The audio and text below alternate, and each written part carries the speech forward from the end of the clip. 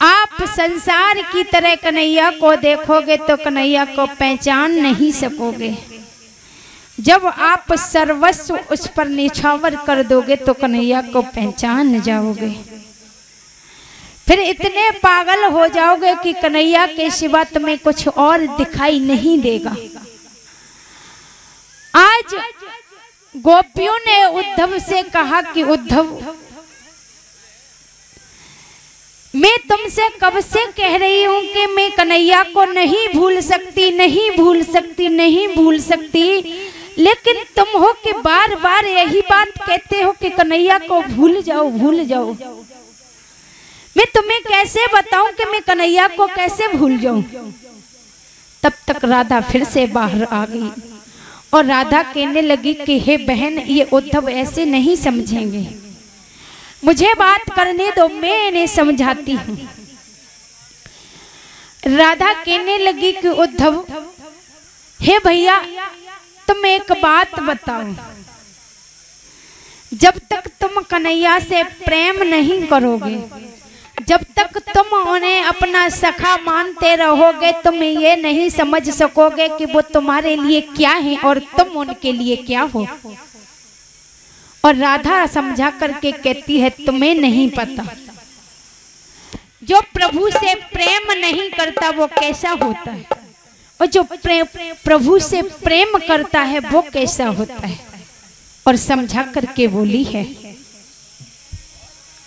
कि जो प्रेम गली में आए नहीं, प्रियतम का ठिकाना क्या जाने।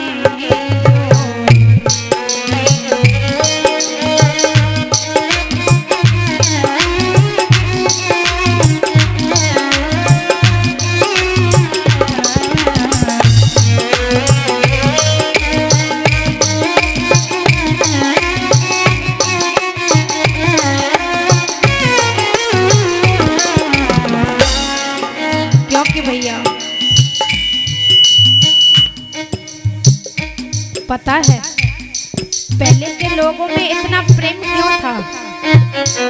क्योंकि पहले के लोग सभी सम्मिलित रहते थे, उनमें प्रेम था, उनमें भाव था।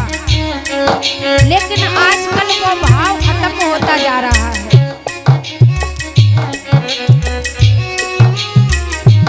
जो प्रेम गली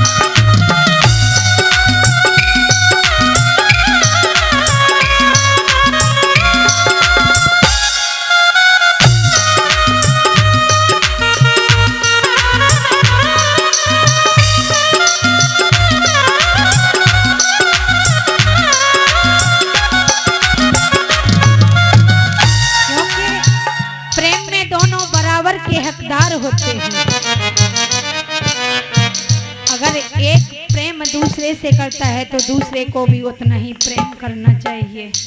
अगर एक के ऊपर दुख है तो दूसरे को भी उतना ही दुखी होना चाहिए, क्योंकि ये साइकिल की तरह है।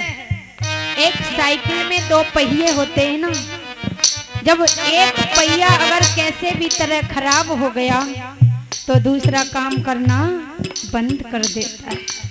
जैसे पति और पत्नी, अगर पति के ऊपर दुख है तो पत्नी को भी उतना ही दुखी होना चाहिए, न कि पति के ऊपर दुख है लेकिन पत्नी को कोई फर्क ही नहीं पड़ रहा।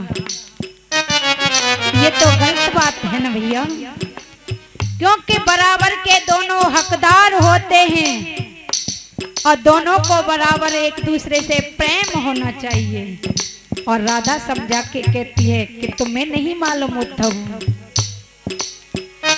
जिससे दिल में न पैदा दर्द हुआ वो प्रेम पराया क्या जाने।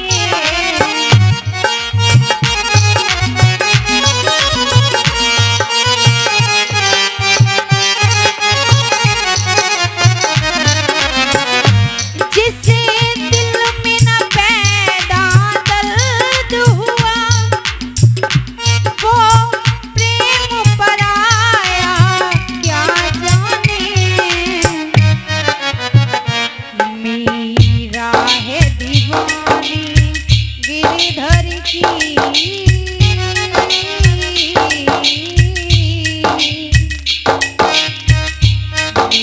मेरा है दीवानी गिरधर की, संसारी बेचारा क्या जाने।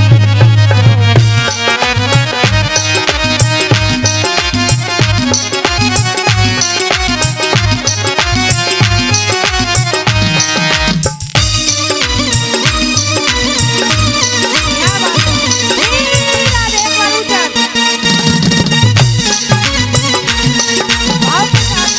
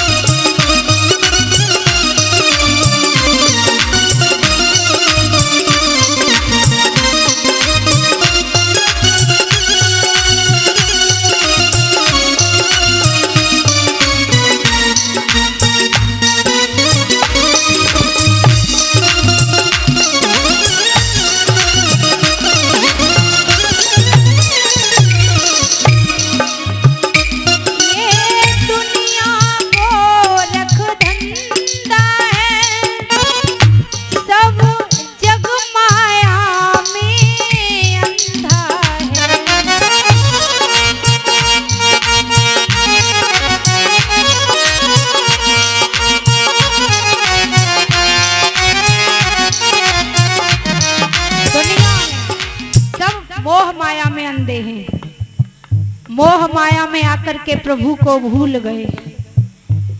जब गर्भ में थे उल्टे लटके तो प्रभु से प्रार्थना की कि प्रभु हमें किसी तरह बाहर भेजो जो हम जाकर के तुम्हारा भजन कर सके। लेकिन जैसे ही बड़े हुए मोह माया में ऐसे फंस गए कि प्रभु को भूल गए। ये दुनिया गोरख धंधा है, सब मोह माया में अंधा है।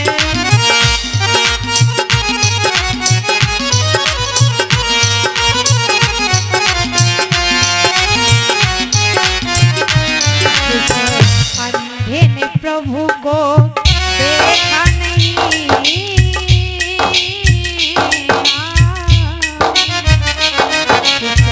अंधे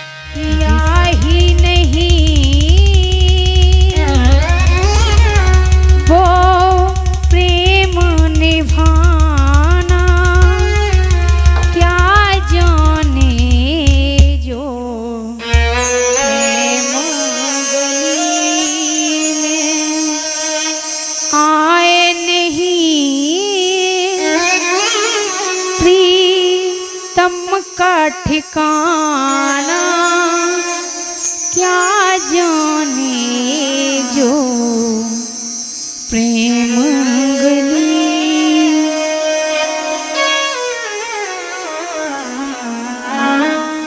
आज इस तरीका से गोपियों ने उद्धव को समझाया और समझाने के बाद कहा कि उद्धव भैया तुम प्रेम की परिभाषा को नहीं जानते।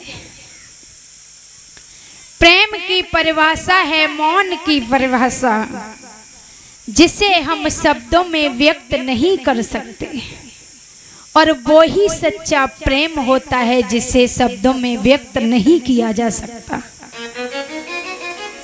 आजकल ये चल रहा है भैया, ये प्रेम नहीं है, इसे हम प्रेम नहीं कह सकते।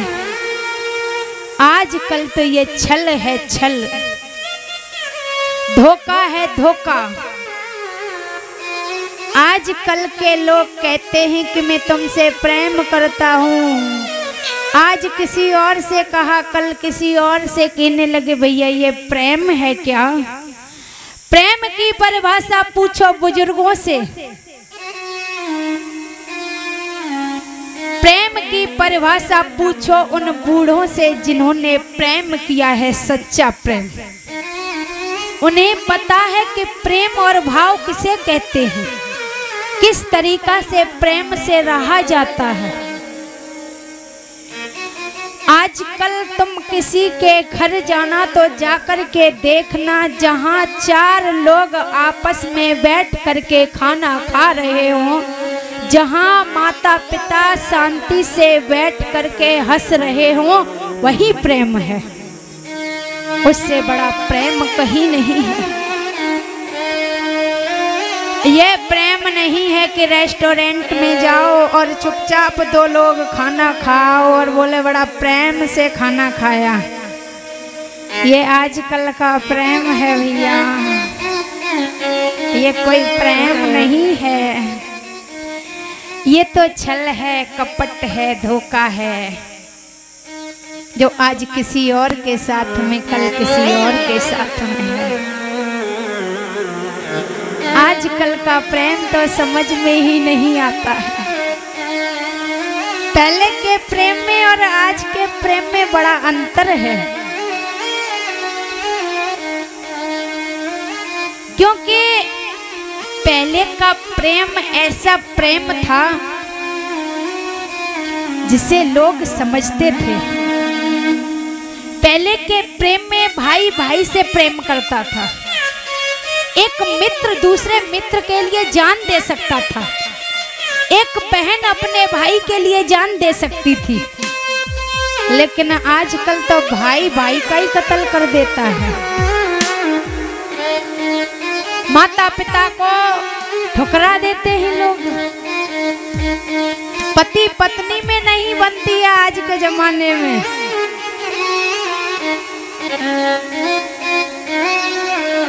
आज का प्रेम ये प्रेम है।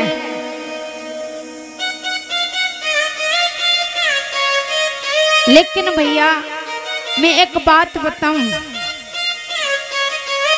माताओं तुम्हारे काम की बात है, सुनो। जब कभी अगर पति कैसे भी करके गुस्सा हो तो थोड़ी देर के लिए तुम शांत हो जाओ, और जब कभी दिखाई दे के पत्नी ज्यादा नहीं गुस्सा में, तो जितने बुजुर्ग बैठे, जितने हमारे भैया बैठे, हम तुमसे कह रहे, अगर लग रही कि पत्नी गुस्सा में तो थोड़ी देर के लिए तुम शांत है जाओ। नहीं शांत है जाए। देखो एक बात बताएं, एक सज्जन व्यक्ति थे, सज्जन व्यक्ति, तो दीपावली का समय था, दीपावली का, और जब दीपावली का समय था तो उनकी एक दुकान थी, चीनी बूरा मिठाई सब चीज मिल जाती उनकी दुकान पे। तो दीपावली के समय एक दिन वे आने में थोड़ा लेट हो गए, अब जब लेट हो गए तो जल्दी जल्दी उन्होंने अपनी दुकान बंद की और दुकान बंद करके जल्दी जल्दी में सामान पैक करो और चले गए। अब घर से दुकान बंद करके घर के लिए चले। अब भागते भागते चले जा रहे। रास्ता में 2 पुलिस वाले मिले गए। पुलिस वाले ने रोक ले। आधी रात को समय बोले भैया कहाँ से आए रहे? बोले भैया दुकान बंद करके आए रहे। बोले इतनी हड़बड़ी में काहे जाए रहे? बोले हड़बड़ी में जा रहे तुम्हें ना ये पतो, हमारे घर से न जाने सवेरे तंती कितने फोन आए गए और हमने एक फोन ना उठाओ, एक भी कॉल अटेंड नहीं करी। हमारे घरे जो सीधे भी बैठी ना, घरे जाए कि जने का करें आज। बोले ना अभी तुम नहीं जा सकते हो, रात्रि का समय, पहले अपना सामान चेक कराओ।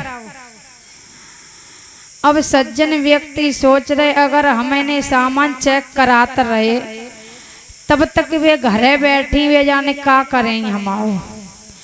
बोला ना भैया देखो चला जान दो, हमारी पत्नी हमारा इंतजार कर रही है घरे। बोले ना पहले सामान चेक कराओ। अब बोले भैया देखो सामान तो मैं कल चेक कर लियो, जब मैं कछु ना चीनी बूरो है, बस दीपावली को समय तो हम चीनी बूरो घरे लेके जा रहे। हमारी वे पत्नी है ना, उन्हें जी कह रही हम लड्डू बनाए हैं तो हमें तुम ले जान दो। बोले ना पहले चेक करो। बोले देखो भैया मान जाओ। बोले ना, बोले डीएम को आदेश हुआ। अब सज्जन व्यक्ति बोले देखो तुम्हारे डीएम ते बड़े, हमारे घर डीएम बैठे हैं, पहले तुम हमें उन्हें देख लेंगे ताकि बाद तुम्हारे डीएम को देख लेंगे। अब पुलिस वाले बोले भैया अगर हमारे डीएम ते बड़े तुम्हारे घर डीएम में तो जाओ। गए दौड़त भाई चले, घरे पहुंचे। अब जैसे ही घर पहुंचे उसी समय खाना तो बनाए के रख दो पत्नी ने, लेकिन गुस्सा में सोफा पे बैठ गई। पतिदेव ने देखी, बोले आज हमें खाना नहीं मिल रहा, बनाओ तो रखो, लेकिन पतो ही नहीं कहाँ रखो। बोले देवी जी तुमने खाना बनाओ। अब वे तो चुपचाप बैठी सोफा पे, ना बोल रही, मुंह फुलाए बैठी। अब फिर से बोले देवी जी बताओ का बनाओ तुमने? फिर नहीं बोली। अब उन्होंने सोचा कि अब ऐसा करो कि खुद ही देख लो रसोई में बनो है तो रखो है। तुरंत रसोई में गए, रसोई में से एक थाली निकाली, दाल बनी रखी थी, दाल उठाई कटोरी में रखी। अब देखा कि रोटी तो पहले ही की बनी रखी, अब वे ठंडी रहे। अब बोले अब का करो जावे, जे तो बोले ही ना रहे। अब उन्होंने वो रोटी ली और थाली में रख ली और दाल भी कटोरी में करके थाली में रख ली और थाली ले जा करके देवी जी के सर पे रख ली। सर पे काहे रखी? क्योंकि देवी जी को मूड गर्म हो। बोले जब इनको मूड गर्म है तो हमारी थाली की रोटी गर्म हो जाएगी। ऐसा सोच के उनने थाली उनके मूड पे रख ली। अब देवी जी को हंसी आई गई।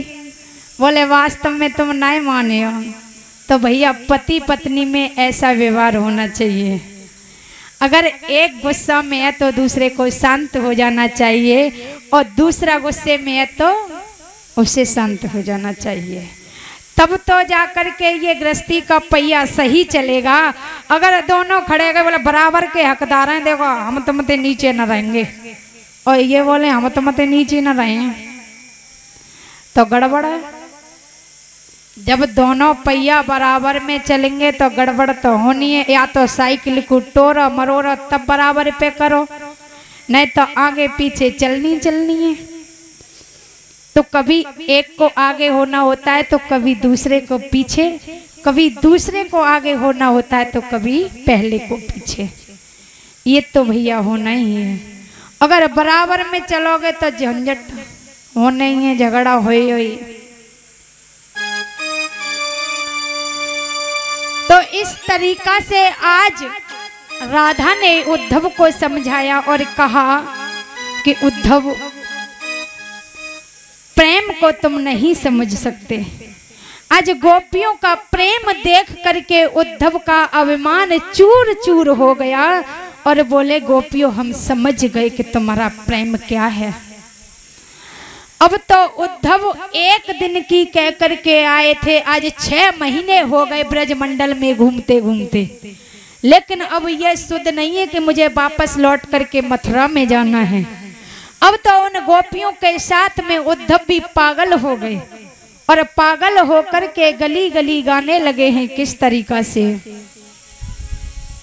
कि झीनी झीनी प्रेम की डोरी और मोह पे तोरी न छोरी जाए। झीनी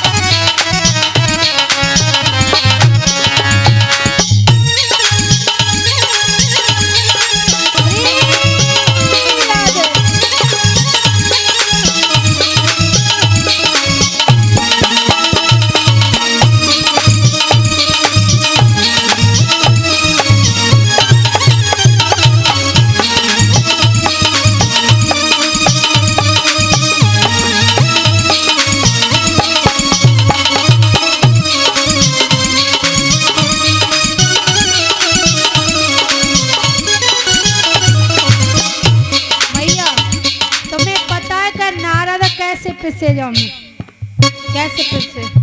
पता है नारद को एक बार खुद के ऊपर अभिमान हो गया था जब उन्होंने कामदेव को जीत लिया था। जब उन्होंने कामदेव को जीत लिया तो उन्हें अभिमान हो गया। अब अभिमान के आवेश में आकर के वे चिल्लाते जा रहे हैं कि मैंने कामदेव को जीत लिया, कामदेव को जीत लिया।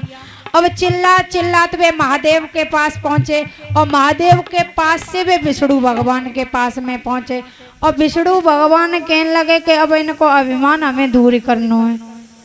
तो उसी समय उन्होंने एक रचना रची और रचना रचने के बाद में उन्होंने विश्व मोहिनी का स्वयंवर रखा दिया। और जब विश्व मोहिनी का स्वयंवर रख दिया तो स्वयंवर में नारद जी गए और जब गए तो उन्होंने विष्णु भगवान से कहा कि अपना रूप हमें दे दो। उन्होंने कहा कि हरि का रूप दे दो। हरि माने होता है भगवान और हरि माने होता है बंदर। तो उन्होंने बंदर का रूप उन्होंने दे दिया। और जब वो बंदर का रूप लेकर के वहां पहुंचे तो विश्व मोहिनी ने माला नारद के न डाल के विष्णु भगवान के डाल दी और उनका नारद का अभिमान वहीं चूर चूर हो गया। इस तरीका से नारद भी नहीं बचे हैं यहाँ से।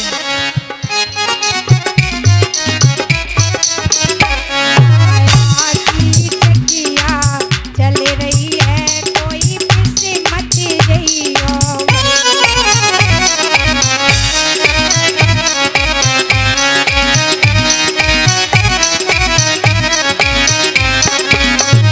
अरे मत जइयो भैया, कोई मत जइयो भैया।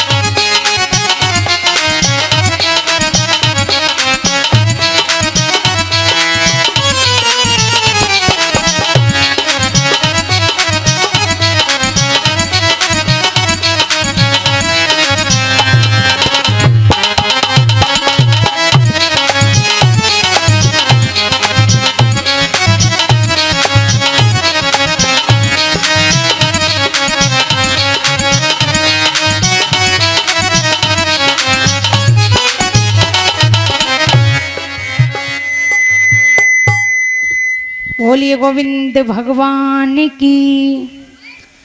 आज श्री सुखदेव जी समझा कर कहते हैं, हे राजन परीक्षित, इस तरीका से आज उद्धव उसी ब्रज मंडल में 6 महीने हो गए घूमते घूमते।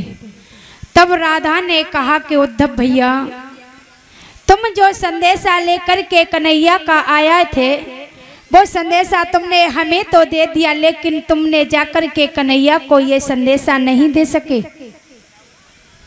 कि हम गोपियां किस तरीका से रह रहे हैं। अब तुम्हारा जाने का समय है, तुम जाओ और जाकर के कन्हैया से कह देना कि हम कैसे रहती हैं। आज उद्धव वहाँ से चले और जाकर के मथुरा में कन्हैया से मिले हैं। जाकर के सारा हाल सुनाया और कहा कि भैया धन्य हैं वो गोपियां जो तेरे प्रेम में पागल हैं, क्योंकि धन्य है उन गोपियों का प्रेम जो वो तुझसे करती हैं। धन्य है वो यशोदा मैया, धन्य है वो बाबा जिन्होंने तुझे पाल पोस के इतना बड़ा किया। आज इतना कहकर के उद्धव वहां से चले गए।